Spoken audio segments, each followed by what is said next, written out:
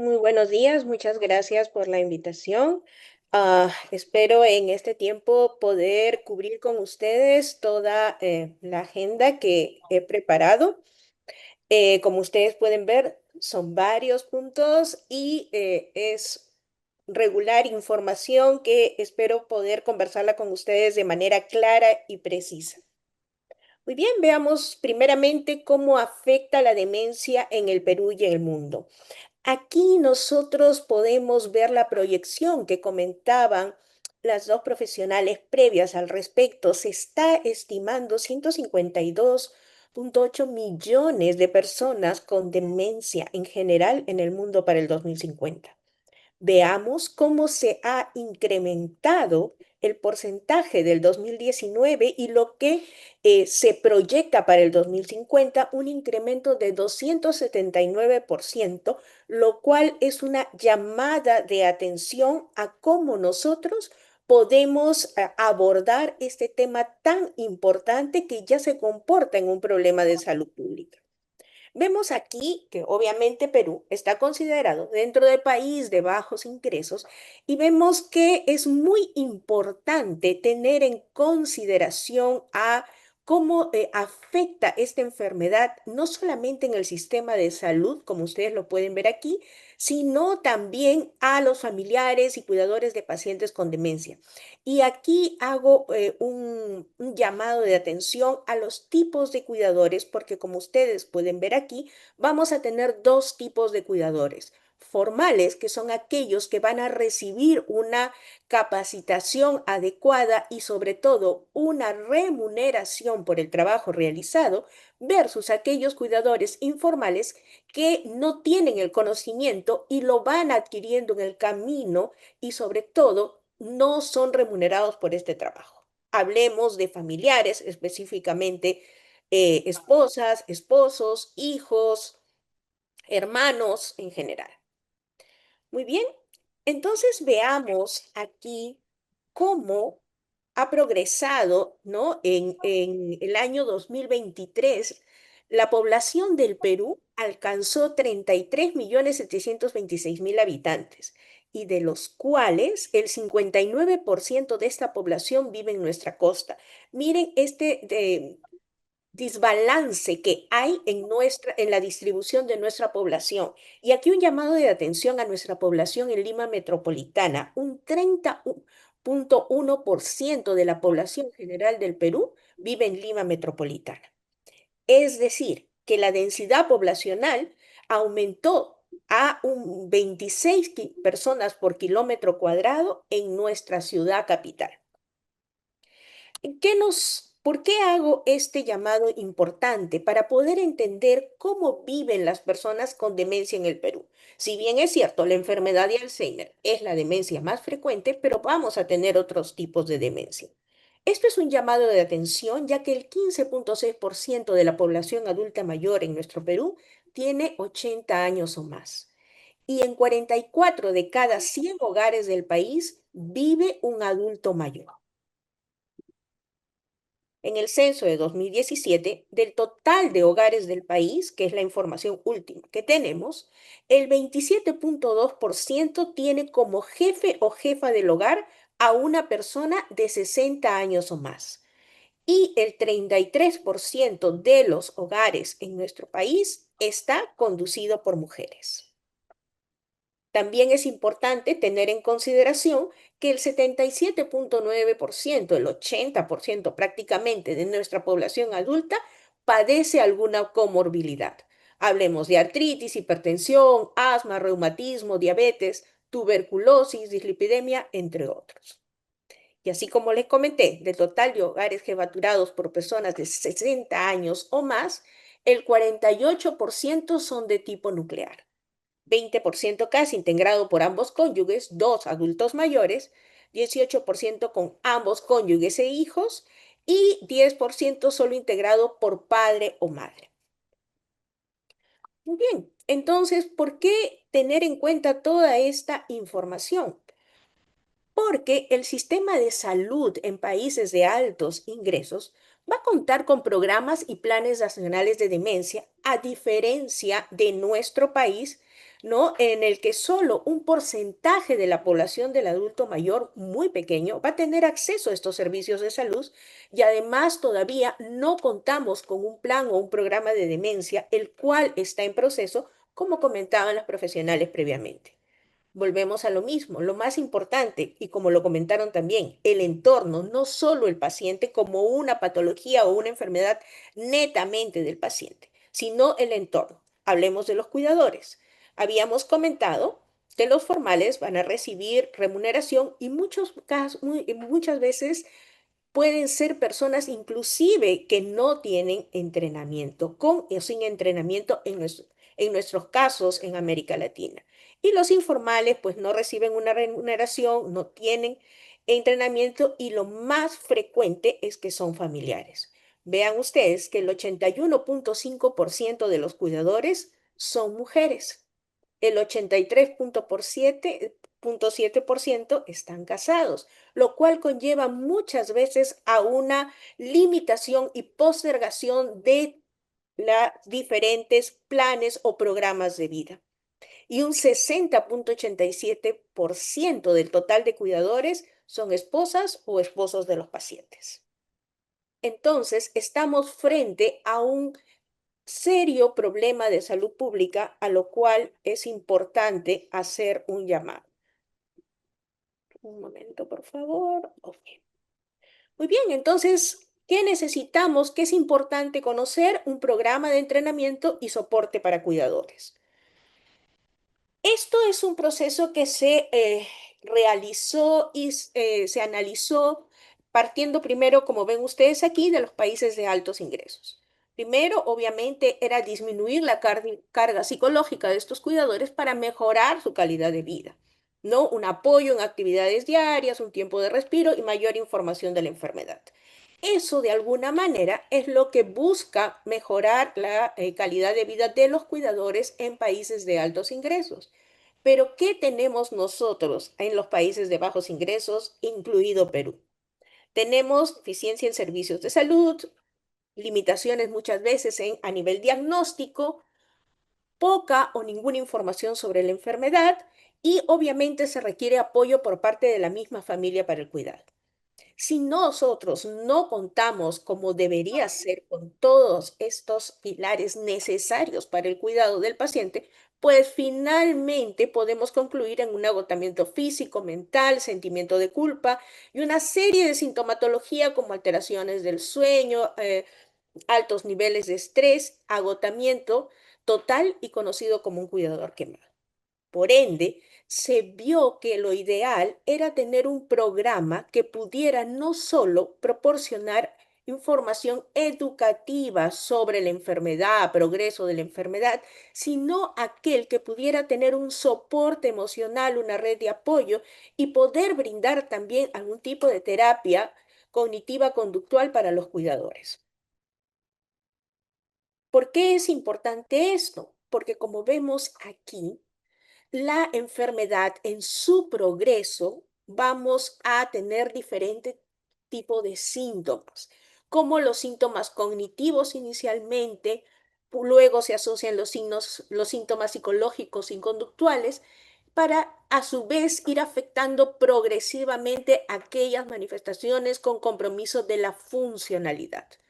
Por lo tanto, este programa de entrenamiento a los cuidadores de conocimiento a la enfermedad debe ir centrado en mejorar tanto la calidad de vida del paciente como del cuidador y la familia. ¿Qué es lo que más va a afectar al entorno del paciente? Como ustedes los pueden ver aquí, los síntomas conductuales, porque es por los síntomas conductuales cuando la familia realmente acude a una evaluación médica. Y es cuando es ahí, en esta consulta, cuando nosotros consultamos sobre algunos otros cambios, olvidos o confusiones en torno al lugar, a la orientación, y nos comentan que sí, que eso ya venía sucediendo hace bastante tiempo, algunos años, pero lo asumían como parte de un envejecimiento normal, lo cual no es.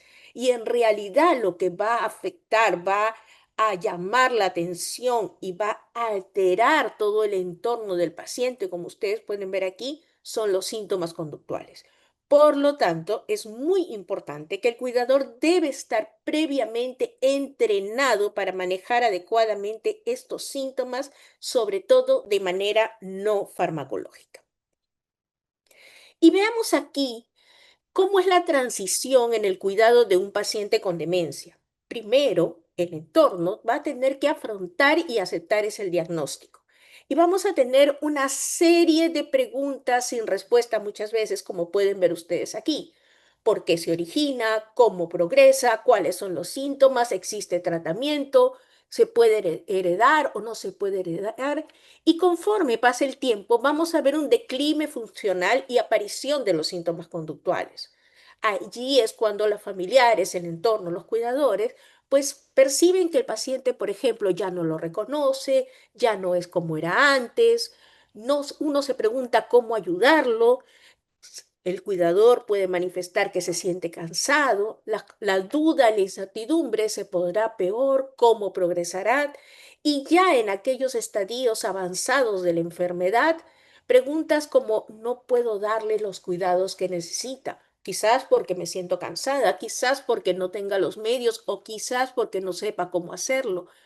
¿Cómo hago para descansar un poco más yo? Porque no solamente él no duerme o no descansa, sino también yo como cuidador que me puedo sentir muy agotado. Y algo muy importante, ¿cómo resuelvo los asuntos legales que se me vienen?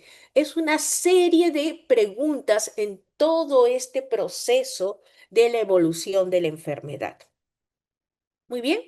Por lo tanto, es muy importante, no solamente, como les decía, conocimiento de la enfermedad, sino los beneficios de cómo poder abordar y dar soporte a un cuidador, ¿no? De esta manera, para que ellos puedan tener una disminución de la carga percibida, mejorar de alguna manera su autopercepción por el trabajo de cuidado que estén realizando, disminuir estos pensamientos desadaptativos y conducirse con una conducta asertiva, ¿no? Sobre todo ante estos miedos o preocupaciones. De esa manera, el resultado gratificante va a ser muy importante porque va a cambiar la percepción del problema. No es que el problema se va a ir, vamos a seguir teniendo ese paciente que va a ir progresando en el desarrollo de su enfermedad. Sin embargo, la percepción del cuidador respecto a la enfermedad de su paciente y evolución es lo que va a cambiar. De esa manera, el cuidador tiene la capacidad de sentir satisfacción, disminuir el nivel de presión, de estrés, de ira y por ende mejorar la calidad de vida del cuidador.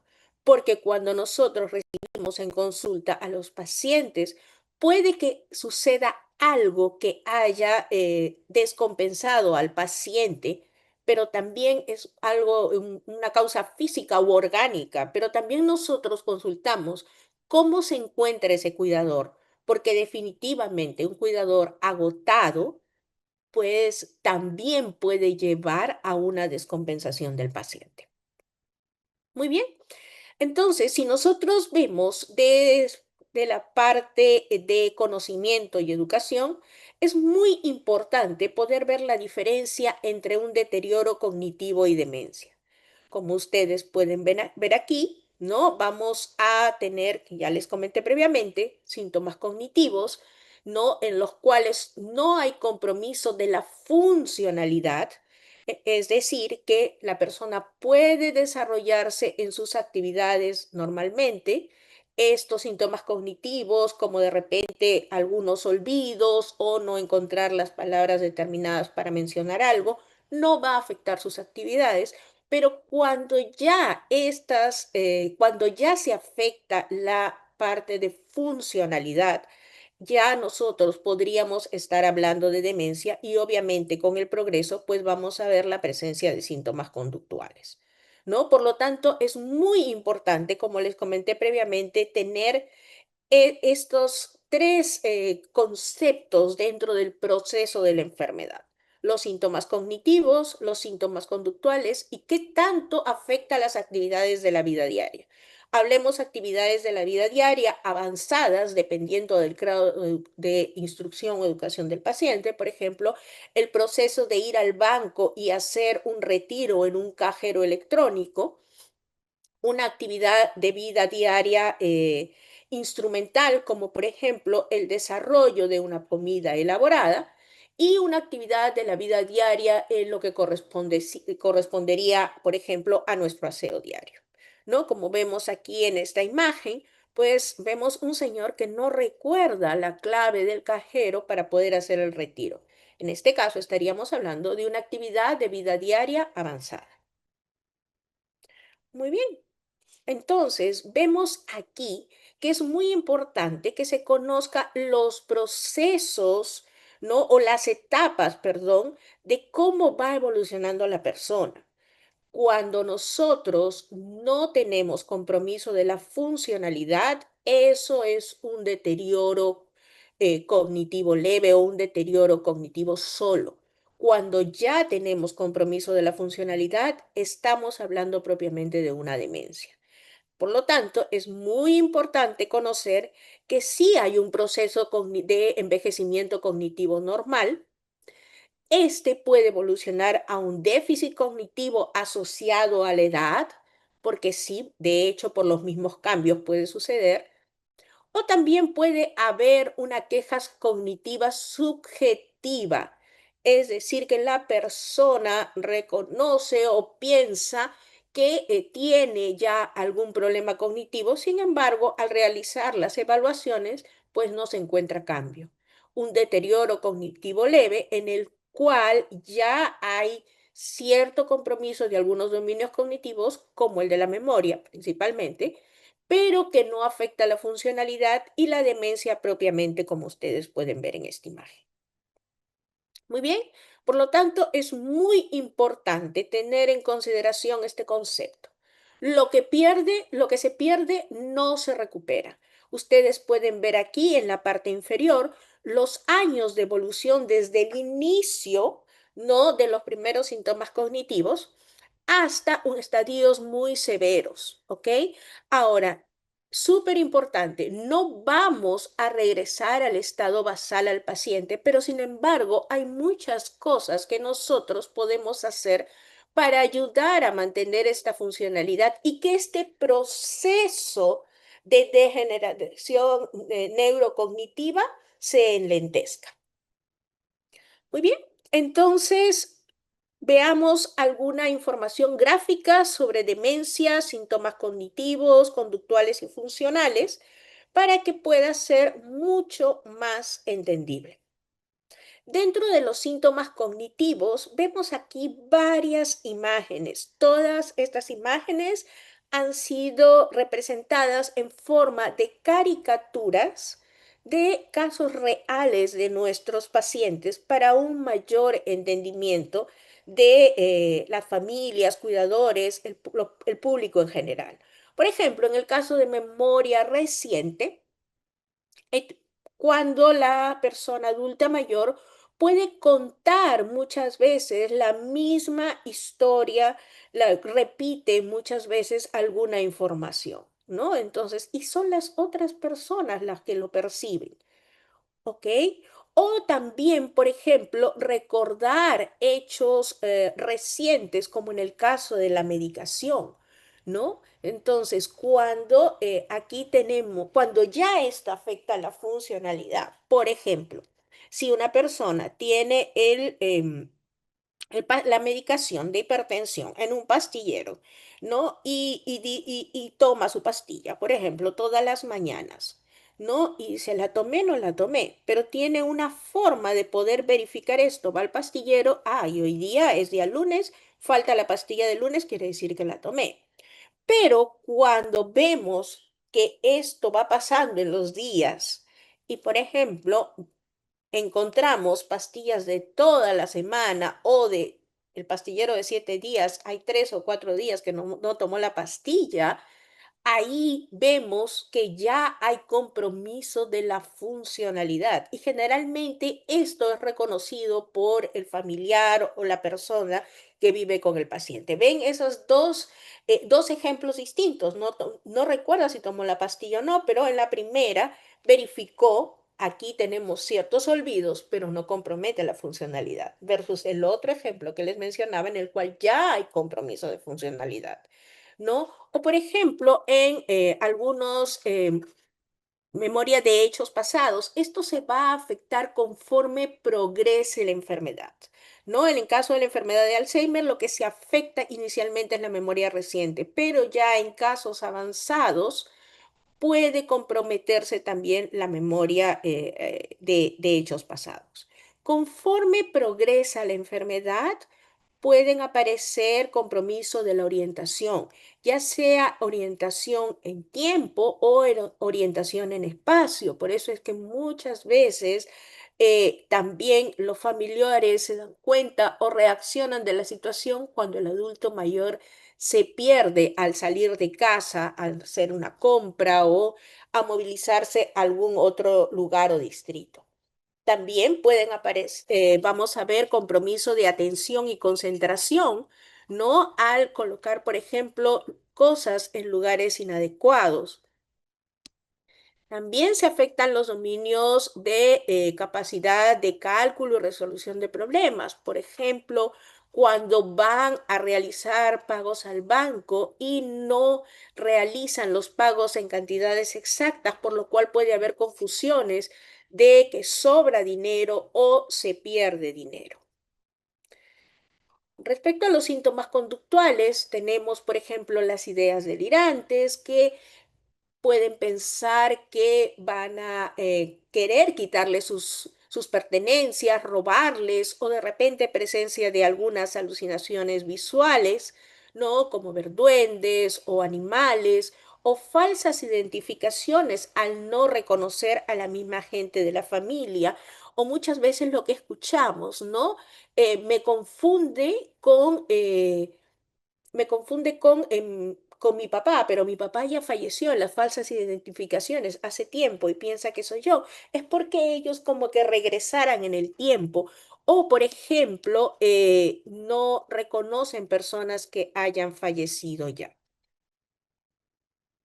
También puede presentarse algún tipo de conductas desinhibidas, ¿no? Personas que han sido muy tranquilas, muy respetuosas y pueden lanzar comentarios inadecuados o conductas desinhibidas, como por ejemplo comenzar a realizar muchos juegos de azar o gastos excesivos de dinero o alteraciones del sueño. Muchas veces nos visitan por eso, porque nos dicen mi papá se despertó a las 2, 3 de la mañana y quería cambiarse para ir a trabajar.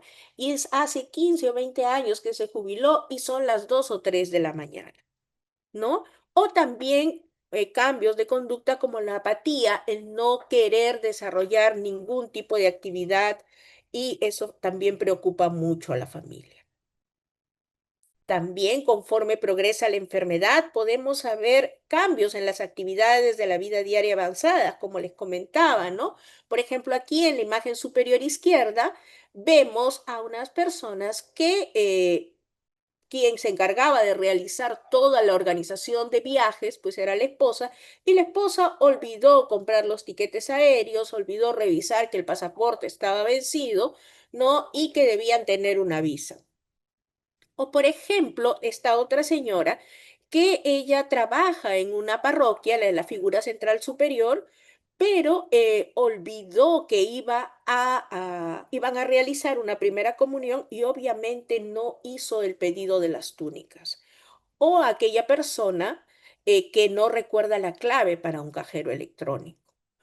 O actividades de la vida diaria instrumentales, como por ejemplo actividades propias de la casa, una limpieza un poco más exhaustiva o sofisticada, con uso de electrodomésticos, o preparar una comida elaborada, como en la figura inferior central, donde dice vamos a preparar un arroz con pollo. Ok, ¿qué necesitamos para hacer el arroz con pollo? Arroz y pollo, pero no recuerda todo el proceso que lleva a la alimentación o la toma de medicación, como vemos en la figura inferior de la derecha. Igualmente, los procesos que se tienen que seguir, por ejemplo, aquí para adecuado aseo de manos. Este señor en la figura del lado izquierdo está utilizando la pasta de dientes para lavarse las manos, o en las actividades de la vida diaria como el vestido. Este señor se está en la parte central. Esta imagen muestra a un señor que está recostándose para dormir con calzado. O en la alimentación, que en la parte de la figura de la derecha, este señor no distingue y está tomando como alimento la comida de la mascota. Ujú. Entonces, como les comentaba, lo que más va a afectar a los familiares, al entorno, a los cuidadores, es el manejo de los síntomas conductuales, por lo cual es muy importante que nosotros podamos tener el conocimiento adecuado para darle un enfoque de acuerdo a a nuestro familiar, al antecedente que tenga nuestra familia, nuestro paciente, en relación sobre todo de tipo cultural, ¿no? Y la importancia del autocuidado, del cuidador para mejorar, como les comentaba al inicio, la calidad de vida de ambos. ¿Ok? Esta es una imagen muy, muy importante que va a ser de mucha ayuda. Y este es un proceso que nos va a ayudar a manejar los síntomas conductuales en nuestro paciente, y es la técnica DISE, en la cual nos va a ayudar a poder detectar múltiples factores internos o externos del paciente, qué es aquello en nuestro entorno que puede estar afectándolo, ¿no? Y que podría afectar la morbilidad, la mortalidad de nuestro paciente, incrementar la institucionalización, la atención médica, y también aumentar esto en el paciente, pero en el cuidador, depresión y estrés, ¿no? Entonces va a todos estos síntomas que puede sentir el cuidador por los síntomas conductuales del paciente. Hablemos de agresión, agitación, depresión, ansiedad y todo lo que ustedes ven aquí, puede mejorar con esta técnica de tratamiento de manejo de síntomas conductuales denominada DICE, que son las siglas de las actividades que nosotros vamos a desarrollar, con lo cual nos va a brindar un tratamiento efectivo que va a ayudar a modificar el curso de la enfermedad, va a disminuir los costos y sobre todo institucionalización del paciente, y aumentar la calidad de vida tanto del paciente como del cuidador. ¿Por qué? Porque es un tratamiento de tipo no farmacológico y muchas veces no está considerado dentro de los programas, pero es una herramienta muy importante y ustedes la tienen aquí. Como les dije, dice, son las siglas de las actividades que nosotros podemos realizar para ayudar a manejar los síntomas conductuales de nuestros pacientes. Describe, donde nosotros debemos analizar la conducta de mi paciente. ¿Cómo fue que empezó con determinada conducta? ¿Por qué lo hizo? ¿En qué momento estaba? ¿Dónde fue que empezó todo esto? Tiene que ver de repente con un determinado entorno físico, un área específica dentro de la casa, un área fuera de la casa. De repente nosotros estuvimos en contacto con determinadas personas o grupos de personas. ¿Qué se relacionó con ese comportamiento y cuál fue el grado de angustia que sintió tanto el paciente como nosotros como cuidador por poder manejar esta situación? Es como que si nosotros viéramos a través de una película y recordáramos para poder identificar qué desencadenó este síntoma que nosotros vamos a manejar en nuestro paciente, para luego pasar a la letra I de investiga, en donde nosotros vamos a ver, perfecto, se presentó de repente agitación, ¿no?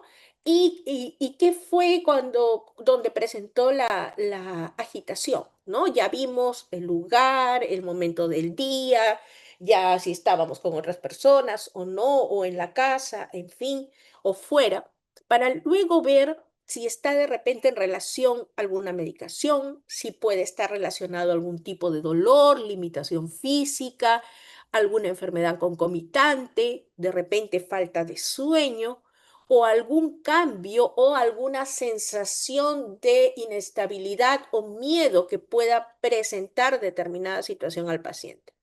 Por lo tanto, nosotros ya pensamos, recordamos, analizamos y relacionamos con las diferentes condiciones que pudiera darlo, para ver si fue el entorno físico, social o algún factor cultural propio de nuestro paciente, para luego, con esta información, poder crear un plan de acción, una propuesta de cambio, tanto para el cuidador y para la familia, de tal manera que esto pueda disminuir aquellas conductas que afectan al paciente, que afectan al entorno y por ende al cuidador.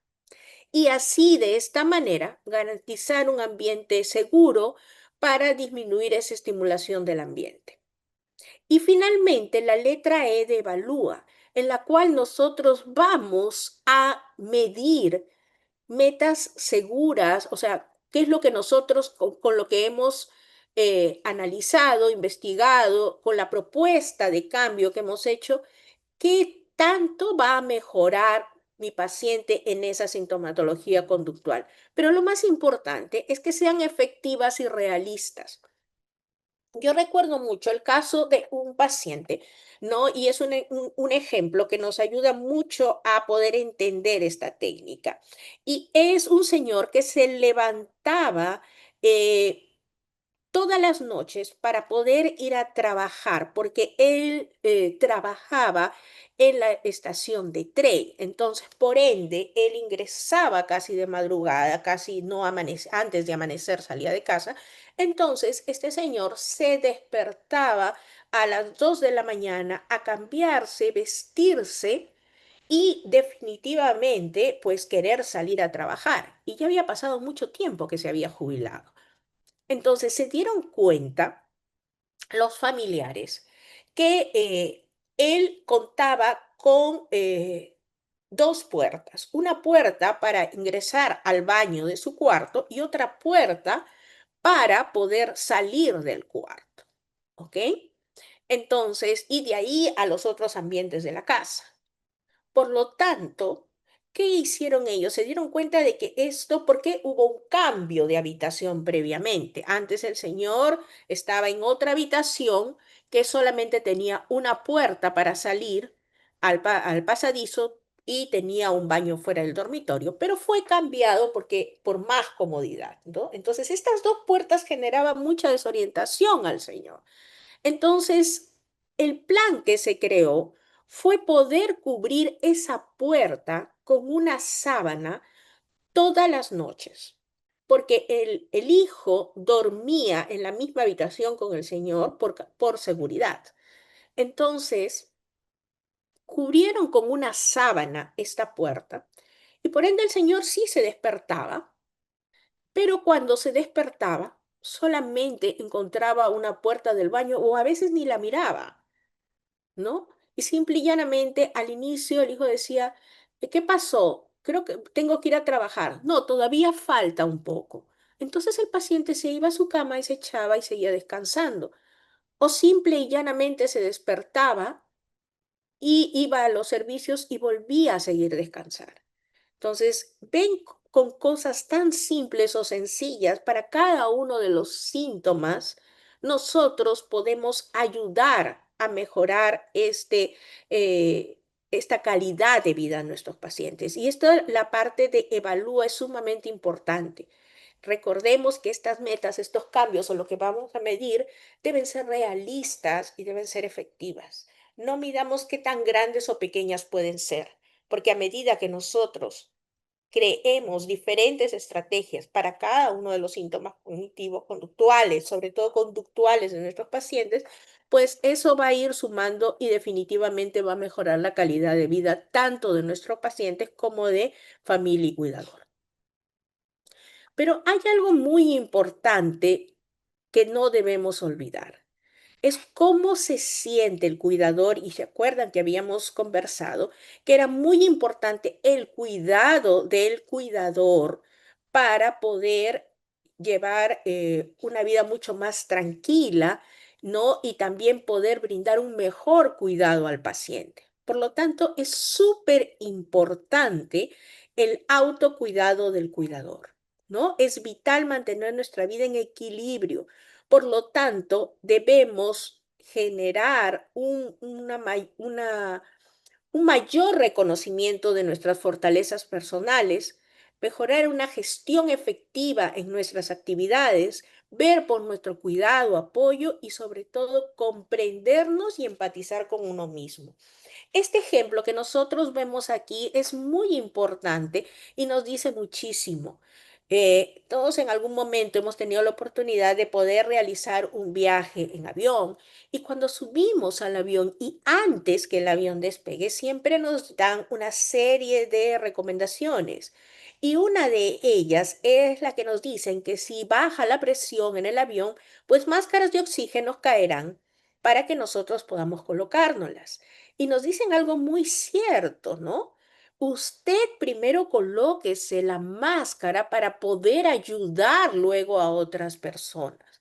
Y es lo mismo que nosotros tenemos que interiorizar, entender y aceptar, que el autocuidado del cuidador es sumamente importante para mejorar la vida, la calidad de vida del paciente, del cuidador, del entorno y la familia, sobre todo si consideramos que el mayor porcentaje de cuidadores son informales y son familiares, ¿no? Entonces, algo muy importante es que el cuidador y para el cuidador y como dentro de la práctica de autocuidado es el poder sentir compasión de uno mismo. Es decir, la habilidad de que identifiquemos nuestro sufrimiento como propio o ajeno nos va a ayudar nos va a identificar esto, nos ayuda a que nosotros podamos hacer algo para aliviarlo, ¿no? Entonces, así como nosotros podemos sentir esto por otras personas, es súper importante que también lo sintamos por nosotros mismos. De tal manera, nosotros vamos a poder brindarnos un soporte emocional, físico, espiritual y social en nuestro diferente círculo de personas. Muy bien, ahora tenemos lo que corresponde a los factores de riesgo para desarrollar enfermedad de Alzheimer y otras demencias. Esto nos llama a una reflexión súper importante. Dentro de los estudios realizados en América Latina, se vio que los cuidadores informales, la mayoría familiares de pacientes con enfermedad de Alzheimer y otras demencias, son personas a partir de 40 años. Por lo tanto, también no solo es un cuidado del cuidador para disminuir su estrés y calidad de vida, sino también el cuidado de factores de riesgo para desarrollar la enfermedad. Y se vio que podemos tener factores no modificables y modificables. Hablemos de no modificables como la edad, como el sexo femenino, hay mayor predisposición y obviamente el riesgo genético. Eso es algo que no podemos modificar.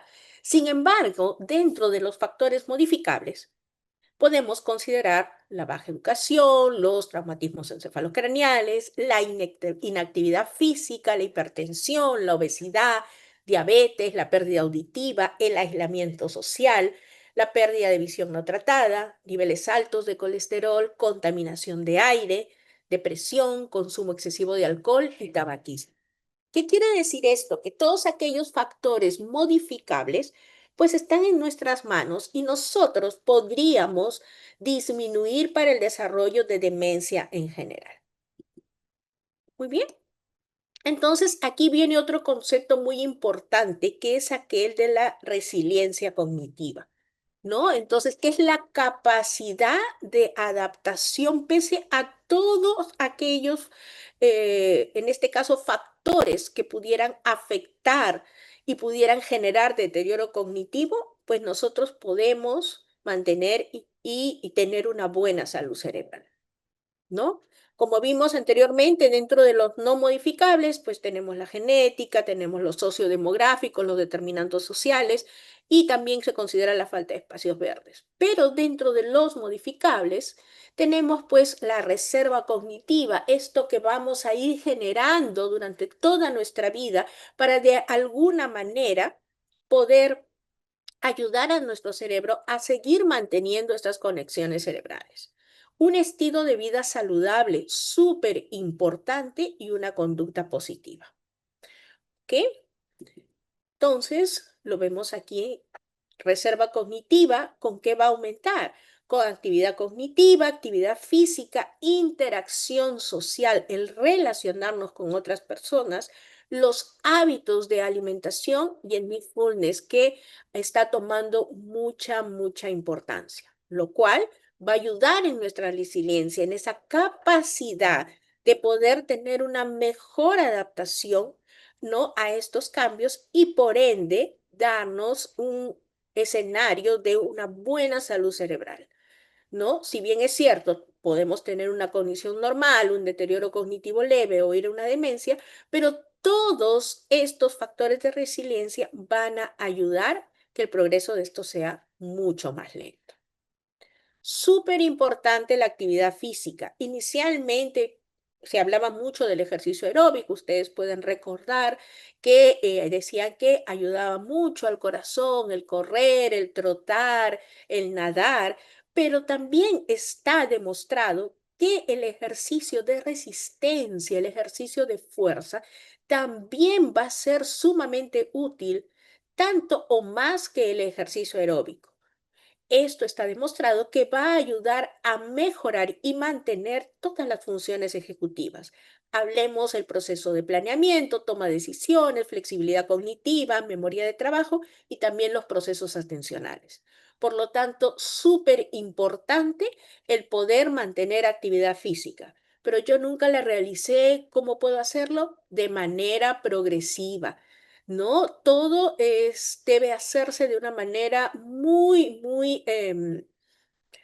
lenta para que el organismo pueda tener una buena adaptación previa a una evaluación para generar un programa de acuerdo a las necesidades y a las limitaciones de cada paciente. La dieta balanceada, antes que nutrientes aislados, mejora la salud cognitiva. Definitivamente se ha hablado muchísimo sobre diferentes tipos de dieta. Hablamos de la dieta mediterránea, de la dieta nórdica, de la dieta MINT, pero que muchas veces no se adecúa a nuestra realidad, ¿no? Por el tipo de alimentos, por los costos, quizás solo un grupo de la población podría realizarlo. Sin embargo, nosotros pues contamos con una serie de opciones por nuestras diferentes regiones. Tenemos una excelente producción de nutrientes con los cuales podrían sustituirse muchos de estos alimentos.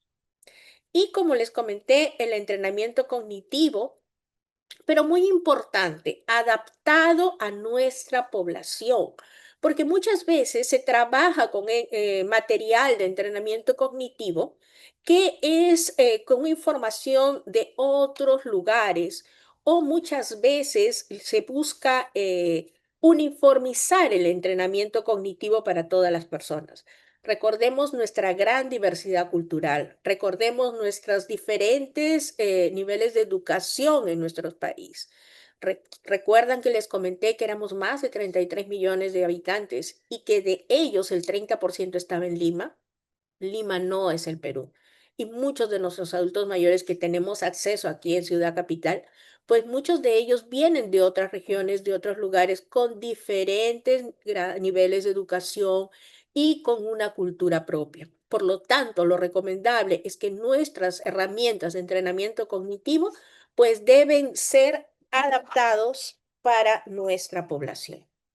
Muy bien, y solamente para comentarles que aquí en Lima contamos con el primer centro de prevención y promoción de la salud cerebral, en el cual nosotros pues brindamos a todas aquellas personas con queja cognitiva y subjetiva de memoria, así como factores de riesgo, las evaluaciones de riesgo genético y enfermedades asociadas, hacemos la adecuada comunicación y consejería, la preservación personalizada mediante programas de entrenamiento multidominio, sea físico, cognitivo, dependiendo de los requerimientos de los adultos mayores, sean programas de un entrenamiento cognitivo en físico o mediante plataformas computarizadas y el fortalecimiento cognitivo en general mediante programas de interacción social y grupo de trabajo. Y finalmente, para la información para poder llevar a casa, ya terminando, sé que es mucha información, Sí, pero creo que muchos de estos van a poder encontrarlos aquí. Mencionarle que nosotros contamos con un grupo para cuidadores, que es el Lonchecito para Cuidadores. Esta maravillosa experiencia comenzó en mayo del 2020 durante pandemia. Ahora tenemos una comunidad de más de 500 miembros. Lonchecito para Cuidadores y es una asociación. Pueden unirse en este código QR al grupo de WhatsApp, donde nosotros realizamos en este grupo sesiones mensuales los últimos miércoles de cada mes, donde se brinda información de todo tipo para ayuda a cuidadores. Y toda la información que he presentado a ustedes se encuentran en estos manuales para cuidadores y familiares. Tenemos dos manuales que hemos escrito y son de acceso libre. Pueden ustedes descargarlos y va a ser de mucha ayuda para el cuidado de sus pacientes. Eso sería todo. Muchísimas gracias.